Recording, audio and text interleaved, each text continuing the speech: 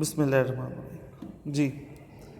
16 a constant force pulls a block of weight up this. How much work is done by pulling F up the slope? बेटा work का formula होता है force multiply by distance covered parallel to force. तो अब हमारे पास जो दो forces हैं, एक F और एक W। तो F है, F को उसके पैरेलल डिस्टेंस से मल्टीप्लाई करें विच इज़ L, और अगर W है तो W वर्टिकल फोर्स है वेट, तो उसके पैरेलल डिस्टेंस H। ये दोनों ठीक हैं। इनमें से कौन सा यहाँ ऑप्शन में है? B, right. The input power to motor is 12 volt and the motor weighs in 1 minute. What is the efficiency of the motor? अच्छा, इसको करने के एक से ज़्यादा मेथड है कि हम ये वेस्टेज की परसेंटेज निकालें तो 100% टोटल इनपुट है, उसमें से एक हिस्सा यूज़फुल रहता है विच इज़ आउटपुट, और जो बाकी वेस्ट हो जाता है। तो हमारी मर्जी है, हम जिसको मर्जी फाइंड कर लें, राइट। तो टोटल पावर 12 वोल्ट है, तो पहले हम वेस्टेड पावर फाइंड कर लेते हैं। वेस्टेड पावर का फॉर्मूला होता है एनर्जी डिवाइडेड बाय टाइम। तो वेस्टेड पावर है तो वेस्टेड एनर्जी 590, और टाइम की स्टैंडर्ड यूनिट सेकेंड्स है, तो 1 minute will be 60 seconds, right. 1 minute था टाइम, तो it is cancelled and it will give you about 9.8।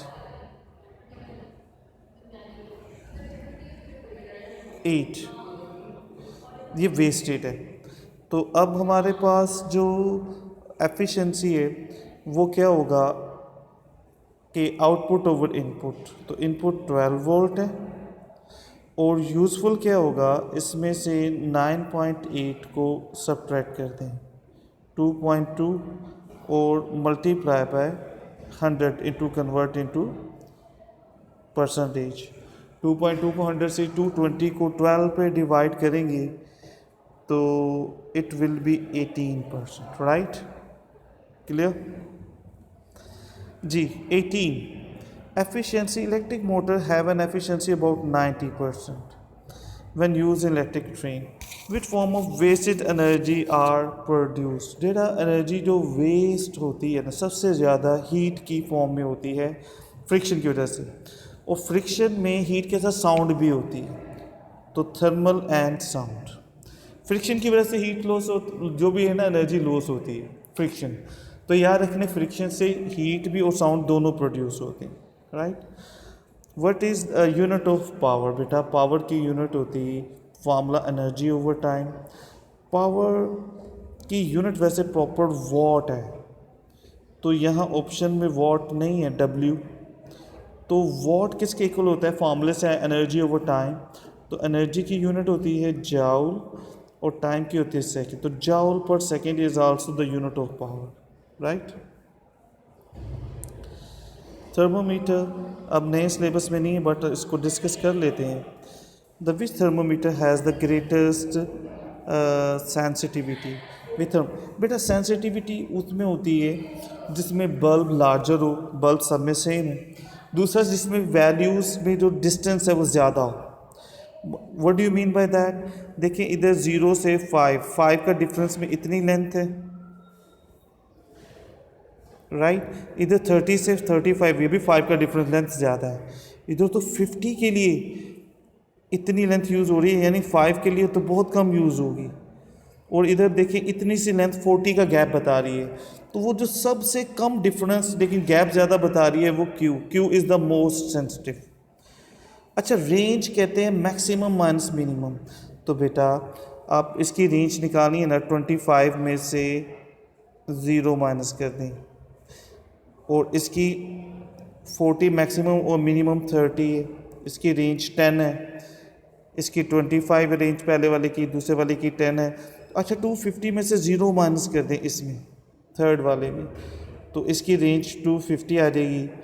और इस वाले में आ जाएंगे 30 में से 100 माइनस करेंगे तो 200 इट इज़ राइट। तो सबसे ज़्यादा रेंज किस में है? आर में। तो सेंसिटिव क्यू है और रेंज आर की है, तो C is the correct option. अच्छा जी 21 देखिएगा। Air is trapped in a metal cylinder at a piston, the piston is free to move and the trapped air is at atmospheric pressure. The cylinder is hot in hot water. The cylinder is taken out. This is a good question and left to cool. What happens to the mass and the cylinder and its pressure cools? देखिए mass तो change नहीं होता, कोई air in and out नहीं हो रही, तो इसका मतलब चेंज वाला ऑप्शन गए, सी और डी तो गए। अब now what happens to pressure, ये बहुत इंपॉर्टेंट है। देखिए कोई भी चीज़ ना मूव फोर्स एक्सपीरियंस करती है from a higher pressure to a lower pressure, और तब तक मूव करती है हायर से लोअर, तब तक लोअर तक मूव करती है हायर से लोअर, जब तक प्रेशर इक्वल ना हो जाए। इसका मतलब pressure in and pressure out both should be equal, right, clear. लेकिन जब हम ना इसको बाहर निकालते हैं ठंडे वाटर में, अब गैस कूल डाउन होती है, उसका वॉल्यूम कम होगा। जब वॉल्यूम कम होगा वो पहले से मतलब कम स्पेस में आ जाएगा सिलेंडर, वॉल्यूम उसका कम हो गया तो उसका प्रेशर इंक्रीज हो जाएगा। गैस में प्रेशर वॉल्यूम इनवर्स प्रोपोर्शन।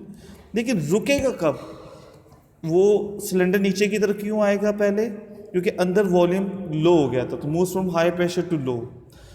और जब दोनों इक्वल हो जाते हैं, रुकेगा तभी जब दोनों तरफ प्रेशर इक्वल, यानी पहले भी invert pressure inside was equal to pressure outside, at the end भी रुकेगा वहीं जहां pressure inside is equal to pressure outside. इसका मतलब प्रेशर रिमेन्स द सेम। तो दोनों में से कोई भी चीज़ चेंज नहीं हुई, मास भी सेम है और pressure of air also remains the same, right जी। Next question, the mirror is placed through which angle does the direction of light change. ये भी क्वेश्चन की स्टेटमेंट इंपॉर्टेंट है कि स्टूडेंट दे नो दिस कि भाई इजीली कि ये 40 डिग्री है एंगल ऑफ इंसिडेंस, तो एंगल ऑफ रिफ्लेक्शन भी 40 डिग्री होगा। लेकिन ये नहीं पूछा, ये पूछा गया है कि कितना उसकी डायरेक्शन में चेंज आया है। तो एक्चुअल डायरेक्शन ये थी, अब वो चेंज होकर इधर आ गई है, तो हमने ये सारा एंगल मेजर करना है। हाउ? तो उसमें वी विल सी कि ये टोटल एंगल 90 डिग्री है, तो ये 50 डिग्री होगा, और ये भी 90 डिग्री था, तो 50 डिग्री विल बी दिस, और इसका वर्टिकल ये भी 50 डिग्री होगा। तो ये जो लाइट जो से मूव कर गई है, ये पूरा एंगल मूव कर गई है, कितना है? 50 + 50 100 degree is the answer, right. अच्छा जी, next, the ray of light in water is refracted, which diagram shows the angle of incidence and the angle of reflect. देखिए बेटा, एंगल हमेशा वो जो नॉर्मल के साथ बन रहे हैं, हमने कौन से एंगल लेने हैं? जो नॉर्मल के साथ, और before bending it is incidence and after bending it is refraction, right.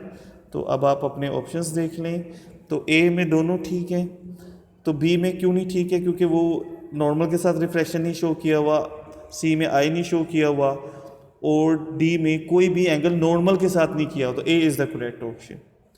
अच्छा जी, a thin converging lens forms a real image which distance is equal to the focal length।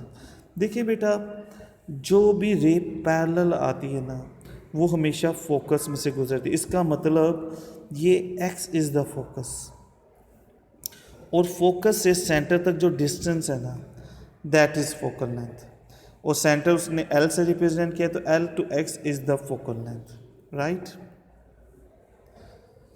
विच रे diagram shows the diverging. Way diverge ना raise को दूर कर देता है, ठीक है, रेज को दूर कर देगा। तो पहले वाला ऑप्शन में देखेंगे तो रेज एक्चुअली इस पास जा रही थी, और ये थोड़ी सी अब नैरो उसने करीब कर दिया है, this is converging lens function, diverging का नहीं। तो ये ए ऑप्शन तो गलत हो गया। अच्छा जी, अब सी में और डी में हमने करना है डाइवर्जिंग लेंस में, फिर देखेंगे डाइवर्जिंग बी ऑप्शन भी कि डाइवर्जिंग लेंस में रेज दूर करता है, करीब नहीं करता, ये करीब कर रहा है कन्वर्जिंग लेंस का फंक्शन, राइट। अच्छा जी, अब जो रे सेंटर फोकस की तरफ जा रही हैं वो रे हमेशा डाइवर्जिंग लेंस में से गुजरने के बाद पैरेलल हो जाती, राइट। तो सबसे जो क्लोजेस्ट है ना, ये डी ऑप्शन है कि ये रेस को बजाय करीब करने के उनके रास्ते को दूर कर देगा। यूँ थी कि ये करीब होनी थी, लेकिन उसने इनके पाथ को करीब करने की बजाय दूर कर दिया। D is the correct option. C क्यों नहीं? कि एक्चुअल पाथ ये था जा रहा और उसने उनको करीब कर दिया रेस के एक दूसरे। तो डाइवर्जिंग ना दूर करता रेस को, करीब नहीं करता। तो D is the correct option. 26 देखेंगे कि many devices produce electromagnetic waves when operating. Which device produces of the highest frequency? भाई मोबाइल फ़ोन में ना रेडियो यूज़ होती, सन बेड में यूवी, ये मैंने यू लिखा है अल्ट्रा वायलेट, रिमोट कंट्रोल में इंफ्रारेड और टोस्टर में हीट है, ये भी इंफ्रारेड है। तो इनमें जो सबसे ज़्यादा हायर फ्रीक्वेंसी किसकी है? वो अल्ट्रा वायलेट, सन बेड अल्ट्रा वायलेट यूज़ होता है। तो ये याद रखें, जितनी भी वेव्स हैं गिक्सू विमर, ये गिक्सू विमर क्या होता है? Gamma ray, x ray, ultra violet, visible, infrared, microwaves, radio. अच्छा, ये जो गैमा है ना राइट साइड पे, इनकी फ्रीक्वेंसी मैक्सिमम है और वेवलेंथ मिनिमम, और opposite on the other side, right.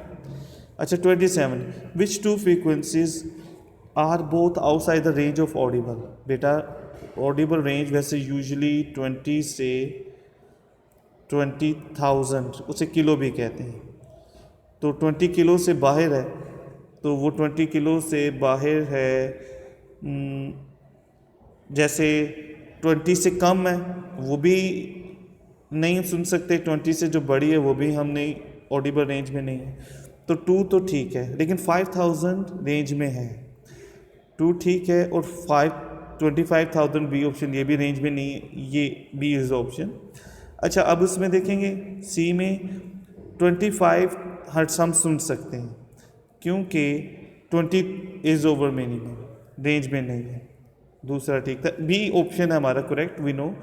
इसमें ये तो सुन सकते हैं हम, ये नहीं, तो दोनों कहाँ नहीं है जो सुन सकते हैं, वो बी ऑप्शन है। Sound waves are displayed as a trace on the screen of oscilloscope. Which trace shows a sound that becomes quieter with a higher pitch? अच्छा, क्वाइटर जो सा होता है ना, लाउडनेस कम है। लाउडनेस का मतलब एम्पलीट्यूड कम हो गया, एम्पलीट्यूड हाइट। तो कम किसका हुआ है?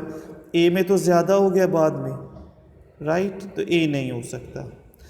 सी डी में भी ज़्यादा हो गया, ये नहीं हो सकते। अब बी और डी रह गए, तो उन दोनों बी और सी रह गए, सॉरी, इन दोनों में एम्पलीट्यूड कम। हायर पिच, पिच हाई होने का मतलब है फ्रीक्वेंसी इंक्रीज होना।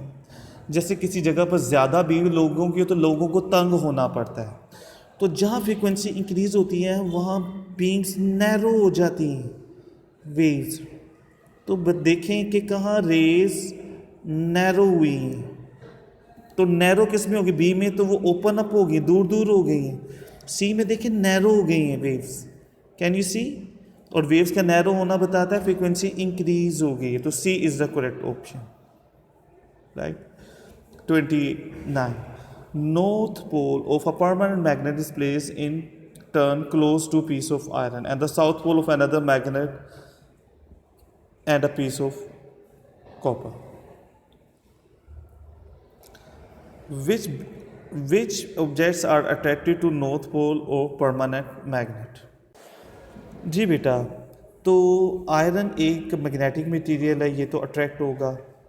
हम बारी बारी ना इस नॉर्थ पोल के करीब ये तीन ऑब्जेक्ट हैं, आयरन रखेंगे वो अट्रैक्ट होगा, साउथ पोल भी इसको अट्रैक्ट होगा, लेकिन कॉपर एक मैग्नेटिक मटेरियल नहीं है, ना कभी मैग्नेट बनता है, तो ये कभी अट्रैक्ट नहीं करेगा। So A is the correct option जी।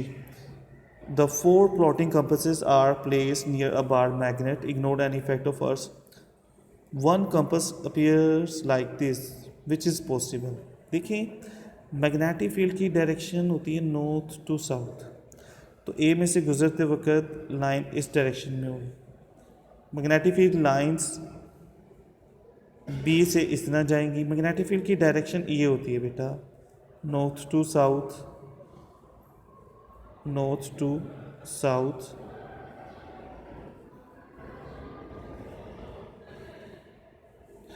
तो अब मैं हर ऑप्शन में से कह रहा हूँ, डायरेक्शन नॉर्थ टू साउथ होती, राइट। अब ऑप्शन हमें ए बी सी डी दिए, तो बी में डायरेक्शन ये है, डी में डायरेक्शन ये है, तो सी में डायरेक्शन थोड़ी सी डाउनवर्ड है, तो C is the correct option, right. अच्छा, the two oppositely charged plastic rods are placed oppositely, attract करेंगी next to each other. Which rod describe explain how the rods move. बेटा अट्रैक्ट करेंगी और उसकी reason है कि ऑपोजिट चार्जेस अट्रैक्ट करते हैं, राइट। अच्छा जी, ammeter that measures the rate of flow of charge. बेटा rate of flow of charge कहते हैं करंट आई, ठीक है। और करंट को मेजर करने के लिए दो इंस्ट्रूमेंट है, एम मीटर और गैल्वानोमीटर। वोल्ट मीटर नहीं, वो वोल्टेज मेजर करता है, पोटेंशियल। तो एम मीटर, और एम मीटर को हमेशा सीरीज़ में लगाते हैं, एम मीटर को हमेशा सीरीज़ में और वोल्ट मीटर को पैरेलल में। तो एम मीटर है और हमेशा सीरीज़ में लगाएंगे, ये answer. 33, which device is use to convert electrical energy to kinetic energy. बेटा इलेक्ट्रिकल एनर्जी इलेक्ट्रिसिटी देते हैं, काइनेटिक एनर्जी मूव करना, मोटर ये काम करती है। हम मोटर को, पंखे में कोई भी चीज़ घूम रही है, वो मोटर लगी, हम इलेक्ट्रिसिटी देते हैं और वो घूमती, right, clear. 34, why is a fuse use in electric appliances. बेटा फ्यूज़ का काम होता है ज़्यादा करंट को रोकना, नहीं रोकेंगे तो वो चीज़ों को जला देगा, राइट। अप्लायंसेस जल सकती हैं। To protect the appliance, earth the appliance नहीं, ये अर्थ वायर यूज़ होती, फ्यूज़ नहीं। To change the power to appliance, नहीं, पावर के अप्लायंस को कम या ज़्यादा करने के लिए करंट या रजिस्टर चेंज कर लें, ठीक है, वोल्टेज चेंज कर लें। To change the voltage supply to the appliance, नहीं बेटा, वो भी हम रजिस्टर या जो सा होता है वो पावर सप्लाई, उसके वोल्टेज चेंज करके चेंज करते हैं। तो सिर्फ protect to protect the appliance, right जी। 35, a coil of wire is rotated at a constant rate between the poles of a U-shaped magnet जी। Two ends of the coil are connected to different slip rings। बेटा ये generator है, which row gives the voltage between slip rings varies with time। बेटा ये याद रख लें कि जो आउटपुट वोल्टेज होता है वो ये होता है, जब भी कोई चीज़ रोटेट करेगी तो उसका graph will be C, wave की तरह, ठीक है बेटा। Which statement about a transformer is correct. Transformer voltage को कम ज़्यादा करता है, वो सिर्फ एसी पे ऑपरेट करता है, डीसी पे नहीं। ट्रांसफार्मर एसी पे ऑपरेट करता है, यानी इनपुट एसी है और आउटपुट भी AC. Which statement about transformer is correct. The changing magnetic field in the transformer induces EMF in the. बेटा मैग्नेटिक फील्ड नहीं चेंज हो रही होती, फ्लक्स चेंज हो रहा होता है, ठीक है। मैग्नेटिक फील्ड फ्लक्स पे करती है, ये बात ठीक हो सकती है, मैग्नेटिक फ्लक्स चेंज होता है, प्राइमरी कॉइल को हम ऑल्टरनेटिंग देते हैं तो फील्ड चेंज होती है। So for it is correct. B, the core of the transformer is made up of iron because iron is a good electric. नहीं, ये होता है कि ये रेस को करीब कर देता है आयरन, मैग्नेटिक फ्लक्स इंक्रीज करता है, इजीली मैग्नेटाइज और डीमैग्नेटाइज हो जाता है, ये नहीं। सी, ट्रांसफार्मर कन्वर्ट्स ऑल्टरनेटिंग डीसी। नहीं बेटा, ये एसी पे इनपुट और देता भी आउटपुट में एसी है। ट्रांसफार्मर कन्वर्ट्स डायरेक्ट करंट, नहीं, डायरेक्ट करंट पे ऑपरेट ही नहीं होता।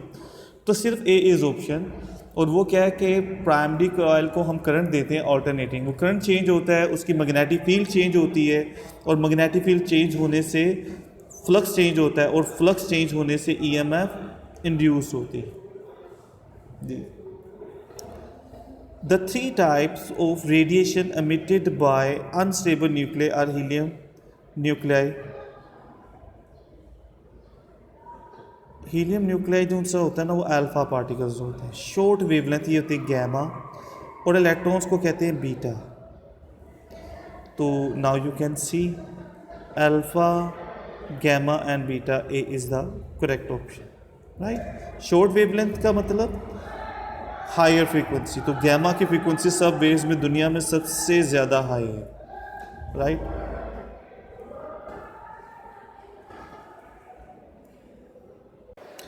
जी, the diagram shows a relay use to switch an electric motor. बेटा रिले ना याद रखेंगे, हमेशा स्मॉल करंट सर्किट से हम एक लार्ज करंट सर्किट को ऑन करते हैं। यू कैन सी दिस, देखेंगे यहाँ स्मॉल करंट, एक ही बल्ब, एक ही सेल लगा हुआ सॉरी, और दूसरी तरफ करंट ज़्यादा सेल्स है, हायर करंट। तो relay is a device to switch on और off a large current circuit using a small current circuit. The student makes 5 statements to explain how the relay switches on. The statements are not in order. The current in the coil magnetizes the electromagnet. Right? This should be the first. The armature closes the contacts. What happens? This magnet is magnetized. ये armature को इधर करेगा, अपनी तरफ attract करेगा, और ये and इधर को रोटेट करके कॉन्टैक्ट कर देगा। So far the current in the secondary circuit makes the motor run, ठीक है। Electromagnet attracts the earth. This should be the second step actually rather than this, कि वो अट्रैक्ट करेगा, और सबसे पहला जो काम है वो स्विच इज क्लोज, स्विच को ओपन करेंगे। इसका मतलब अगर हम ऑर्डर में चलें तो सबसे पहले हम स्विच ऑन करेंगे, वो मैग्नेट बन जाता है 2, और वो अट्रैक्ट करेगा आर्मेचर को, ठीक है, और उसके आर्मेचर के अट्रैक्ट होने से जब वो टर्न करेगा कॉन्टैक्ट्स ऑन हो जाएंगे, और कॉन्टैक्ट्स के ऑन होने से, ये वाले जो कॉन्टैक्ट्स हैं ऑन होने से motor will turn, and this is step number 5, right जी। नेक्स्ट आ जाएंगे 39। Different radioactive emissions have different characteristics. Alpha beta gamma हमारे पास है, तो उसमें characteristics, it has a positive charge, ये अल्फ़ा होता है सिर्फ positive charge. It has a higher penetrating ability. अच्छा, हायर पेनिट्रेटिंग एबिलिटी सबसे ज़्यादा हायर गैमा की है, राइट, लेकिन बीटा की उससे कम है, लेकिन हायर ज़रूर है। और it is a component of electromagnetic spectrum में सिर्फ वो गैमा रे है। तो विच कैरेक्टरिस्टिक्स आर करेक्ट। अब देखिए ना, यहाँ ये दोनों गैमा में आ रही हैं, अल्फ़ा पार्टिकल्स की सिर्फ एक ही ठीक है, वो पी वाली, बाकी गैमा की। अच्छा जी 40। A wooden object is believe to be 6000 years old. Which isotope found in object is used to determine the age? बेटा कार्बन डेटिंग के लिए, कार्बन से एज फाइंड करने के लिए कार्बन 14 यूज़ होता है। अल्हम्दुलिल्लाह।